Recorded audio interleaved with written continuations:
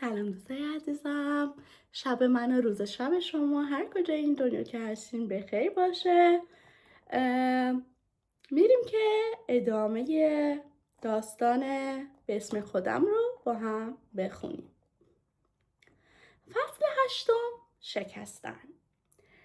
بهار که آمد پروژه صادقی به بحران رسید. نه یک دفعه، هیچ وقت یه دفعه نیست. آرام آرام مثل آب زیر پوست دیوار. اول یه نمه کوچیکه، بعد یه لکه زرد، بعد یه روز صبح میبینی که تمام گچ دیوار ریخته. مشاور جدید اسمش ایمان قاسمی بود. کارت ویزیتش رو که دیدم، مشاور توسعه معماری میلان. یه چیزی توی معدم فشرده شد. نه از حسادت، از شناخت. میشناختم این آدم ها رو. میدونستم چطور فکر میکنن. جلسه اول رو هنوز آرام بود. ایمان قاسمی نشست و گوش داد و چیزهای کلی گفت درباره رویکرد مدرن و فضاسازی پویا. رضا کنارم نشسته بود و میدونستم بدون اینکه نگاش کنم داره به پام نگاه میکنه که ببینه میزنم یا نه.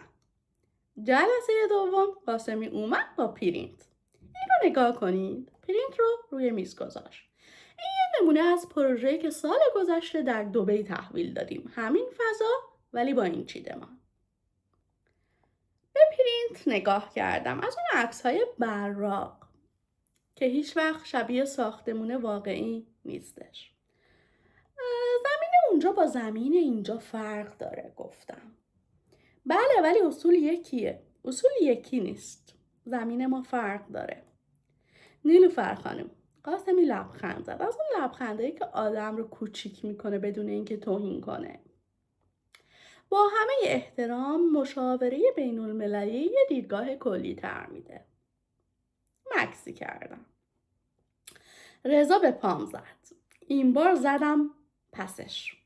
با همه احترام گفتم دیدگاه کلی وقتی با خاک خاصی کار نکردی، با قوانین شهرداری این منطقه آشنا نیستی و از زمستون تهران رو نچشیدی، میشه همون چیزی که در دبی ساختی. مکس کردم. و دبی تهران نیست. سکوتی برقرار شد. آقای صادقی به من نگاه کرد، به قاسمی نگاه کرد. قاسمی لبخندش رو نگه داشت. بنابراین پیشنهاد شما چیه؟ پیشنهاد من همون چیزیه که 3 ماه روش کار کردیم که با زمین کار کنه، نه علیهش. بعد از جلسه رضا منتظر بود توی راهرو. خوب بود. جدی میگی؟ آره. کمی راه رفتیم. مستقیم بودی. زیادی رک بودی. ولی این بار فرق کرده بود. چطور؟ قبلا وقتی مخالفت میکردی انگار داشتی میجنگیدی. اما امروز داشتی توضیح میدادی. و این خیلی فرق مهمیه. میدونم. نیلوفر قاسمی پشتوانه داره. صادقی بهش اعتماد داره. شاید لازم باشه یه قدم عقب بریم. اگه عقب بریم ساختمون مشکل داره. اگه اخراج بشیم ساختمون مشکل بیشتری داره. با نگاه کردم. یعنی داری میگی تسلیم بشیم؟ دارم میگم هوشمند باشیم. نفسی کشید. تو درست میگی ولی درست بودن به تنهایی کافی نیست. باید بتونیم درست بودنمون رو به شکلی بگیم که قابل قبول باشه. اون شب آرمان زنگ زد. صدام رو که شنید گفت چی شده؟ کار. میخوای حرف بزنیم یا میخوای من گوش بدم؟ سوال جالبی بود. فرق داره؟ آره اگه میخوای حرف بزنی با هم فکر میکنیم. اگه میخوای گوش بدم من ساکتم تو حرف میزنی. گوش داد. همه ماجرا رو گفتم. قاسمی، جلسه، رضا، اون لحظه که پایم رو پس زده بود. آرمان تا آخر ساکت موند. وقتی تمام کردم گفت یه چیزی بپرسم. بپرس. اون لحظه که پات رو پس زدی چی حس کردی؟ ترس. ترس از چی؟ از اینکه شاید اشتباه کنم، از اینکه شاید رضا راست بگه، از اینکه ممکنه نتیجه بده. و با این ترس چیکار کردی؟ با وجود ترس گفتم این فرق داره. فرق داشتن با نگفتنش. 1 هفته بعد صادقی مرا تنها خواست. نشستم روبرویش پشت پنجره. شهر پشت شیشه پیدا بود. آن خاکستری بهاری تهران. خانم رضایی، من به کارتون احترام میذارم. ممنون. ولی این پروژه برام مهمه و میخوام همه در یه راستا باشن. منم میخوام این پروژه خوب بشه، به همین خاطر نمیتونم با چیزی که میدونم اشتباهه کنار بیام. قاسمی آدم با تجربه ایه.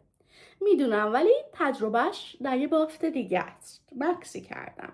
آقای صادقی، من یه پیشنهاد دارم. بذارید هر دو روش رو با هم روی کاغذ ببریم، نقاط قوت و ضعف هر کدوم رو بررسی کنیم، بعد با هم تصمیم بگیریم. او به من نگاه کرد. مرد میان سالی بود که عادت داشت حرف آخر را همیشه او بزند. باشه. اون بعد از ظهر سارا اومد دفترم. کامران رو دیدم. باهاش حرف زدم. چی گفتی؟ گفتم نمیدونم. گفتم برام وقت لازمه. گفتم این مهمترین تصمیم زندگیمه و نمیتونم وانمود کنم که جوابش رو میدونم. و اون اول ناراحت شد، بعد ساکت شد، بعد گفت که باشه صبر میکنه. نیلوفر، من اون لحظه گریم گرفت. چرا؟ چون فکر نمیکردم اینقدر راحت باشه که فقط بگم نمیدونم و دنیا تموم نشه. به اون نگاه کردم، با اون صورت آشنایی که یه چیزی توش عوض شده بود، یه چیز نرمتر شده بود. سارا جانم، تو اینو خودت کردی. من فقط گفتم نمیدونم هم جوابه. میدونم، ولی شنیدنش از تو فرق داشت. چون تو با وجود نمیدونستن ادامه میدی و این رو نشون میده که میشه. اون شب تا دیر وقت نشستم پشت میزم. نقشه های پروژه جلویم بود. قرار بود فردا جلسه داشته باشیم. من، رضا، قاسمی، صادقی. من باید نشون میدادم که روشم بهتره. ولی به نقشه ها نگاه نکردم. به عکس مادرم نگاه کردم. آن دختر 18 ساله که به جای خارج از اون قاب نگاه میکرد. فکر کردم اون یه سال چطور بود. اون دختر 18 ساله در اون کلاس چه حسی داشت؟ آیا میترسید؟ آیا جایش رو کمتر از پسرها احساس میکرد؟ آیا کسی بهش گفت لازم نیست اینقدر واضح بگی؟ نمیدونستم. هیچ وقت نپرسیده بودم. گوشیم رو برداشتم. ساعت 11 بود. ولی مادرم دیر میخوابید. بیداری؟ آره. چی شده؟ هیچی. فقط میخواستم بپرسم اون یه سال که معماری رفتی چطور بود؟ سکوت. چرا میپرسی؟ چون امروز سخت بود و به تو فکر کردم. مادرم یه لحظه ساکت موند. خب؟ گفت بالاخره سخت بود ولی خوب بود. احساس میکردم دارم یه چیزی میسازم که مال خودمه. و وقتی رفتم یه مدت حس میکردم یه چیزی جا گذاشتم، ولی بعد تو به دنیا اومدی و دیدم که شاید جا نذاشتم، شاید جا به جا کردم. چیزی در سینه‌ام فشرده شد، نه غم، یک چیز گرمتر. مامان جانم، فردا جلسه مهمی دارم. میدونم که درست میگی. از کجا میدونی؟ چون تو همیشه درست میگی. خندید.